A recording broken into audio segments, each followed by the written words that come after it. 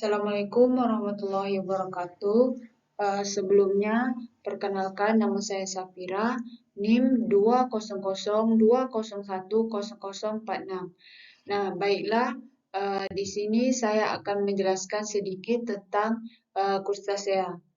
Padang lamun diketahui merupakan komunitas penyusun dari ekosistem lamun, yang mana memiliki fungsi ekologis yang sangat tinggi, serta memiliki biodiversitas laut uh, yang tinggi pula, yang biasa digunakan sebagai tempat mencari makan dan sebagai tempat habitat bagi biota yang ada di dalam ekosistem lamun. Nah, habitat dari biota yang ada pada ekosistem lamun, contohnya itu biota krustasea, yaitu hidup pada padang lamun, mangrove, dan pesisir pantai. Pada ekosistem lamun, seringkali dijumpai beberapa biota laut yang hidup berasosiasi dengan yang lainnya. Salah satunya spesies krustasea. Krustasea sendiri merupakan subfilum dari Arthropoda yang sebagian besar hidup pada wilayah perairan yang di dalamnya termasuk ada biota lobster, udang, kepiting, teritip, dan lain-lain. Krustasea yang ditemukan dan berasosiasi pada ekosistem padang lamun biasanya hidup sebagai pemakan detritus, rimpang lamun, daun lamun, moluska, polisaeta, dan alga. Nah, baiklah, di sini contoh krustasea. Yang pertama itu udang windu. Untuk klasifikasi morfologi dari udang windu, filumnya itu ada Arthropoda, kelas Crustacea, ordo Decapoda, famili Panaidae, genus Paneus fabricus, spesies Paneus monodon. Udang windu dapat tersebar di luas di sebagian wilayah Indo-Pasifik Barat, benua Afrika, contohnya itu ada Afrika Selatan, Tanzania, Kenya, Somalia, dan Madagaskar. Selanjutnya itu ada Asia Barat, Asia Tenggara, Asia Timur, Australia, dan Papua Nugini. Nah, gambar di samping merupakan morfologi dari udang windu. Selanjutnya itu ada kondisi fisiologis.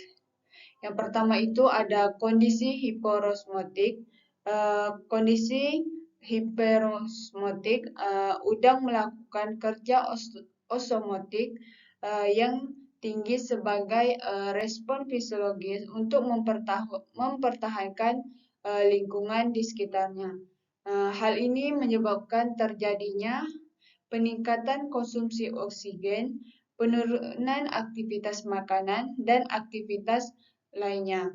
Nah, semakin jauh perbedaan tekanan osmotik antara tubuh dan lingkungan, akan semakin banyak metabolisme yang dibutuhkan untuk melakukan osmoregulasi sebagai upaya adaptasi hingga batas toleransi yang dimilikinya.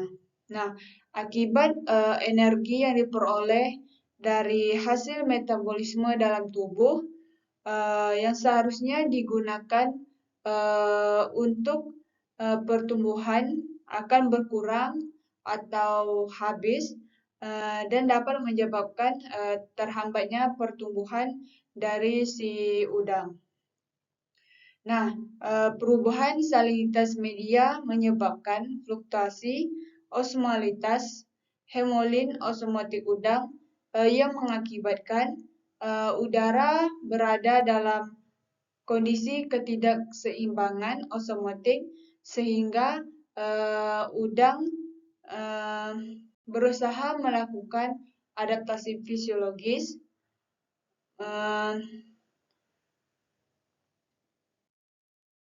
nah, yang selanjutnya itu ada kepiting bakau. Untuk klasifikasi dari kepiting bakau, kingdomnya itu Animalia, filumnya Arthropoda, kelasnya Crustacea, subkelas Malacostraca, order Decapoda, famili Portuinae, genus Sicilla, spesies Sicilla serrata. Nah, berikut gambar di samping merupakan morfologi dari kepiting bakau. Nah, untuk membedakan jenis kelamin kepiting bakau, yaitu dengan mengamati alat kelaminnya yang ada di bagian perut atau di bagian dadanya. Nah, pada bagian perut dada kepiting jantan umumnya terdapat organ kelamin berbentuk segitiga dan sempit dan akan meruncing di bagian depan. Nah, sedangkan untuk organ kelamin betina berbentuk segitiga yang relatif lebar dan di bagian depannya agak tumpul atau lonjong. Nah, untuk distribusi dari kepiting bakau merupakan jenis kepiting yang tersebar di perairan Indonesia, mulai dari Sumatera hingga Papua. Nah, kepiting ini dapat hidup di perairan air payau, subtropik lumpur, dan berasosiasi dengan hutan mangrove. Nah, untuk kondisi fisiologis dari si kepiting bakau, uh, perubahan suhu yang signifikan di lingkungan budidaya sangat berpengaruh buruk bagi si kepiting bakau. Nah, karena terjadi perubahan daya angkut darah dalam tubuh, suhu juga berkaitan erat dengan konsentrasi oksigen terlarut dalam air dan konsumsi oksigen pada komunitas tersebut. Pertumbuhan dan tingkat kelangsungan hidup kepiting bakau sangat dipengaruhi oleh suhu air pada wadah pemeliharaan kepiting bakau yang memiliki suhu optimum sekitar 25 sampai 35 derajat menurut FAO 2011 dengan salinitas 10 sampai 25 ppt untuk Krabled. Nah, untuk pertumbuhan hanya dapat terjadi apabila terdapat kelebihan energi. Nah, setelah energi melalui pakan yang dikonsumsi itu dikurangi dengan kebutuhan energi untuk berbagai aktivitas lainnya. Terjadi perubahan kondisi suatu lingkungan dapat berpengaruh terhadap jumlah energi yang digunakan untuk keperluan metabolisme. Nah, stres itu sebagai salah satu bentuk respon fisiologis biota merupakan suatu kondisi tidak kenyamanan yang dapat menurunkan imunitas dan dapat menyebabkan kematian bagi si kepiting bakau. Nah, selanjutnya itu ada udang fanem.